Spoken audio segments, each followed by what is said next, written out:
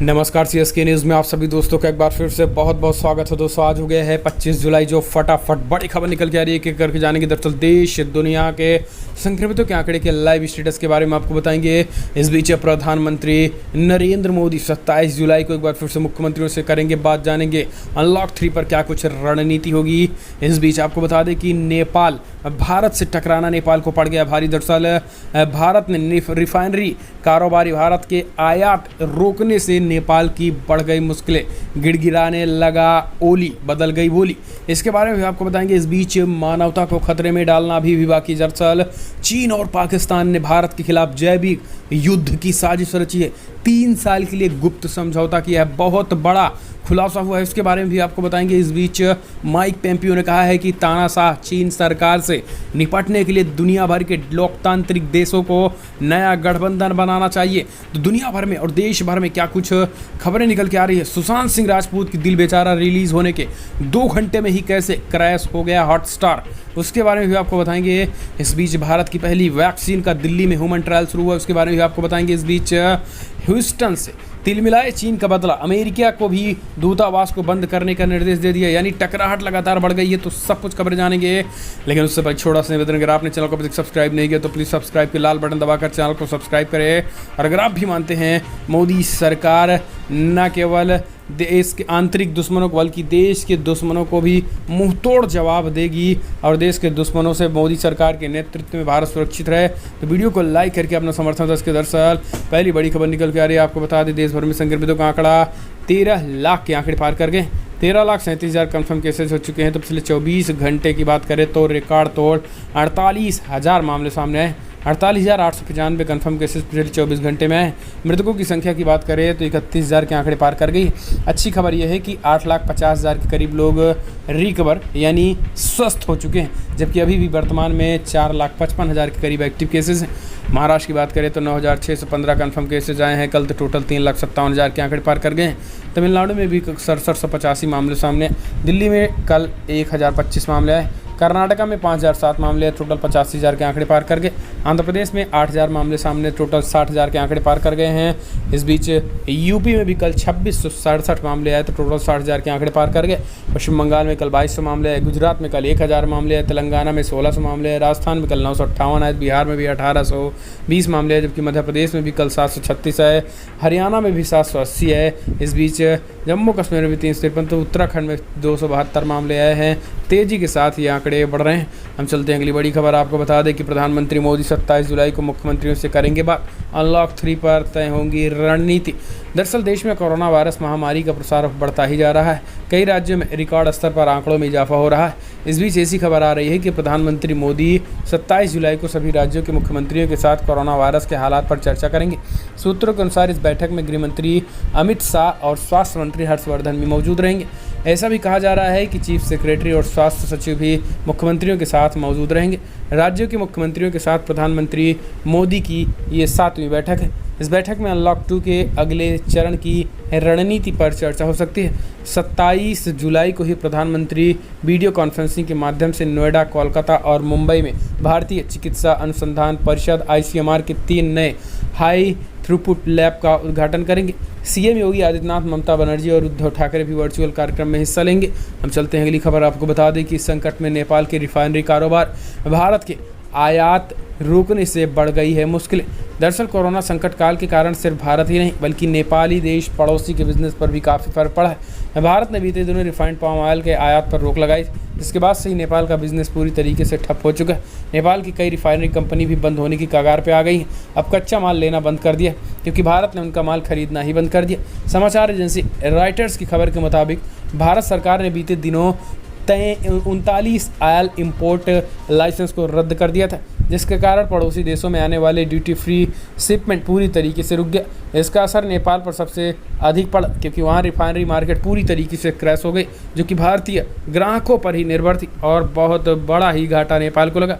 जिसके बाद अब फिलहाल ओली की बोली अभी भी बदलती नहीं दिख रही है। माना जा रहा है कि ओली पूरी तरीके से अब मोदी सरकार अब एक के बाद एक नेपाल को भी झटका देगी, क्योंकि अभी तक जो बात करें नेपाल पे, रोटी और बेटी का रिश्ता भारत रखना चाहता था, लेकिन नेपाल चीन के साथ मिलकर दगाबाजी करने पर उतारू है।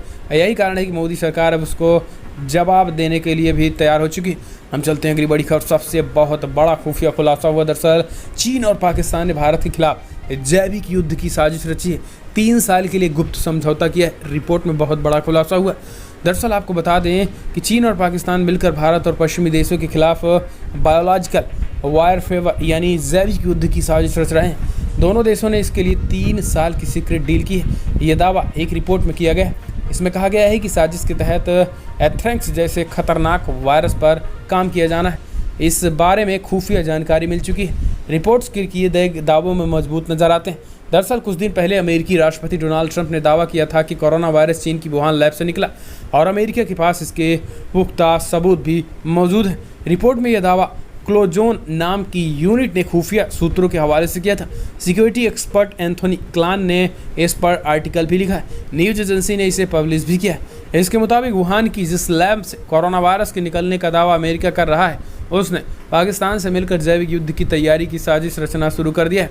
निशाने पर भारत के अलावा पश्चिमी देश जैसे अमेरिका, इन देशों को संक्रामक बीमारियों का निशाना बनाया जाएगा। रिसर्च पर होने वाला खर्च चीन की वुहान लैब ही उठाने वाली है। तो ये अपने आप में अब तक का सबसे खुफिया बहुत बड़ा खुलासा। दरअसल कोरोना भी अब इसी की साजिश लग रही है और पुख्ता इसके सबूत भी मिल चुके हैं। तो अपने आप में देखा जा सकता है कि किस तरीके से अब जैविक हथियार ये बना रहे हैं, जो कि वाकई काफ़ी खतरनाक हो सकता है। हम चलते हैं अगली बड़ी खबर। माइक पोम्पियो ने कहा कि तानाशाही चीन सरकार से निपटने के लिए दुनिया भर के लोकतांत्रिक देशों को नया गठबंधन बनाना चाहिए।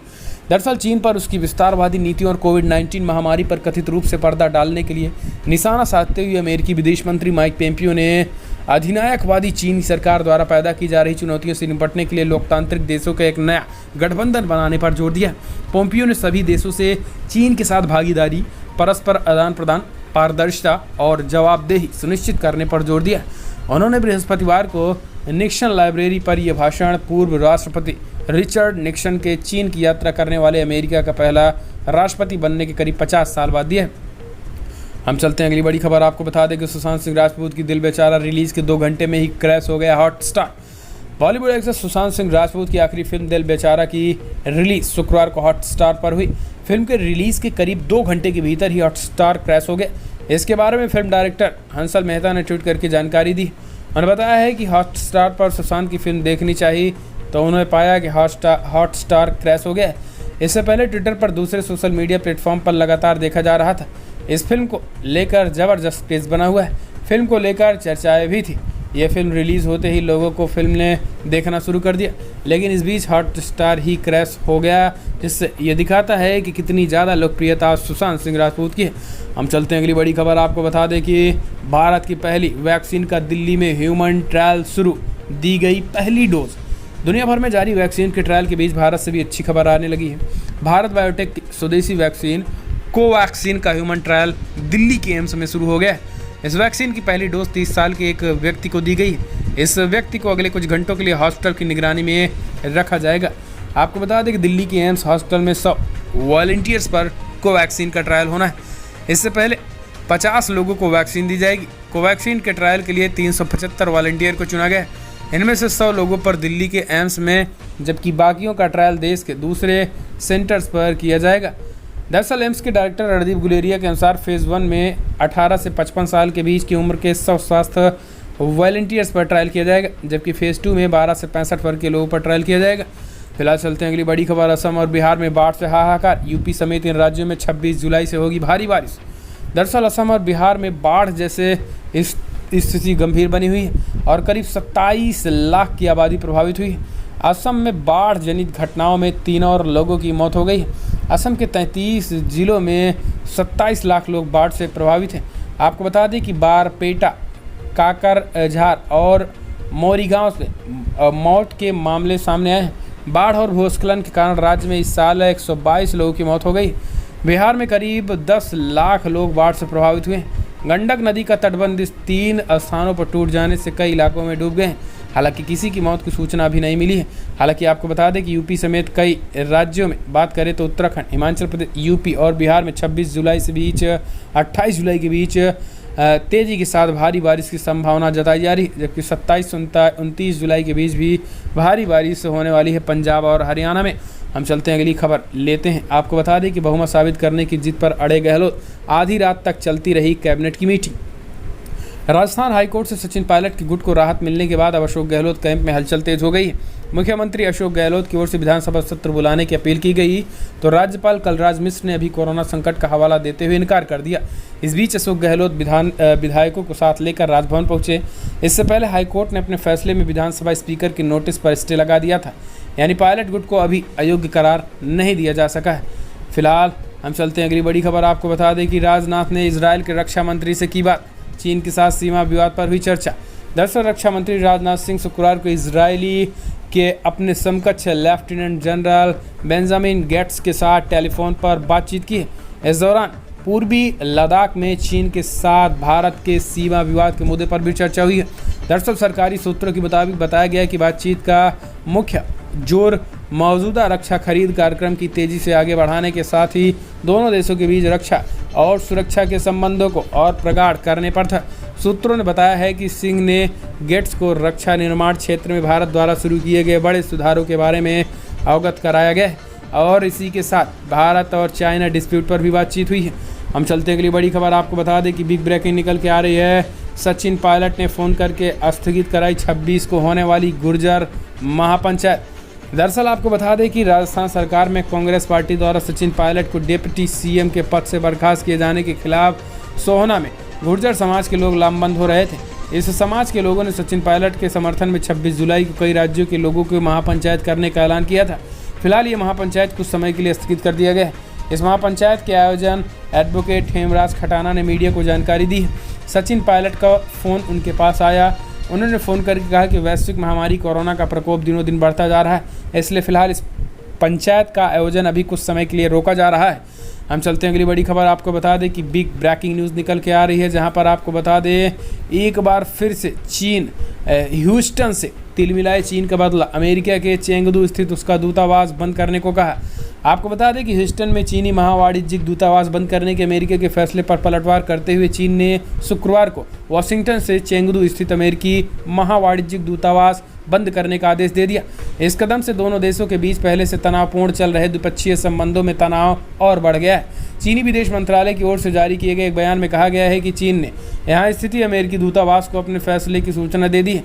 वो दक्षिणी पश्चिमी सिंचुआन की प्रांतीय राजधानी चेंगदू में अमेरिकी महावाणिज्य दूतावास की स्थापना एवं संचालन के लिए दी गई अपनी सहमति वापस लेता है। चेंगदू अमेरिका के लिए महत्वपूर्ण राजनीतिक मिशन है जो तिब्बत के संवेदनशील क्षेत्र समेत देश के बड़े हिस्सों को कवर करता है। अब चलते हैं अगली बड़ी खबर लेते हैं। आपको बता दें कि बिग ब्रेकिंग न्यूज़ निकल के आ रही है, जहां पर बिग ब्रेकिंग निकल के आ रही है। महाराष्ट्र कांग्रेस नेता का बड़ा बयान, बोले बकरीद पर प्रतीकात्मक तरीके से नहीं कर सकते हैं कुर्बानी। दरअसल देश में महाराष्ट्र कोरोना वायरस के कारण सबसे ज़्यादा प्रभावित राज्य है। कोरोना के बढ़ते संकट के बीच महाराष्ट्र सरकार ने बकरीद के मौके पर प्रतीकात्मक कुर्बानी का सुझाव दिया, जिस पर कांग्रेस नेता का कहना है कि कुर्बानी प्रतीकात्मक तो हो ही नहीं सकती। दरअसल कांग्रेस नेता नसीम खान का कहना है कि लोग नियमों का पालन करने के लिए तैयार हैं, लेकिन कुर्बानी प्रतीकात्मक तरीके से नहीं हो सकती। अभी भी कुछ दिन बाकी है, सरकार को बैठक करनी चाहिए और इस मुद्दे को सुलझाना चाहिए। नसीम खान का कहना है कि कोविड-19 के कारण प्रतिबंध लगा है, लोग भी जागरूक हैं, इस कारण ज़्यादा मतभेद नहीं है, लेकिन कुछ सहजता की आवश्यकता है। दरअसल कोरोना के बढ़ते फैलाव के बीच बकरीद के मौके पर मुस्लिम समुदाय के जरिए छूट की मांग की जा रही है, जहां पर महाराष्ट्र सरकार ने फिलहाल छूट देने से इनकार किया है। अगर देखा भी जाए तो यही सही भी है, क्योंकि जितनी तेज़ी के साथ कोरोना बढ़ रहा है ये कहीं ना कहीं ठीक नहीं है। हम चलते हैं अगली बड़ी खबर। दुनिया भर में जो आंकड़े निकल के आ रहे 1,55,00,000 के आंकड़े पार कर गए। दरअसल 1,55,26,000 कन्फर्म केसेस तो मृतकों की संख्या 6,33,000 को पार कर गई। अच्छी खबर यह है कि दोस्तों 88 लाख के करीब लोग रिकवर भी हो गए। अमेरिका की बात करें तो 41,17,000 कन्फर्म केसेस, तो 1,46,000 करीब लोगों की मौत हो गई है। ब्राज़ील में 22,92,000 कन्फर्म केसेस, तो वहीं 84,000 करीब लोगों की मौत हो गई है। इंडिया में 12,87,000 कन्फर्म केसेस, तो वहीं 30,000 ज़्यादा लोगों की मौत हो गई है। जबकि रसिया में 8 लाख के करीब संक्रमितों के आंकड़े हो चुके हैं, तो 13,000 करीब लोगों की मौत हो गई। ये दुनिया भर के आंकड़े हैं और तेज़ी के साथ कोरोना भी बढ़ रहे हैं। फिलहाल दोस्तों बड़ी खबरों में इतना है, लेकिन अगर आपको वीडियो पसंद आया तो लाइक करें, शेयर करें, कमेंट के माध्यम से आप अपनी राय देना ना भूलें। फिलहाल इस वीडियो में इतना ही। जय हिंद, वंदे मातरम।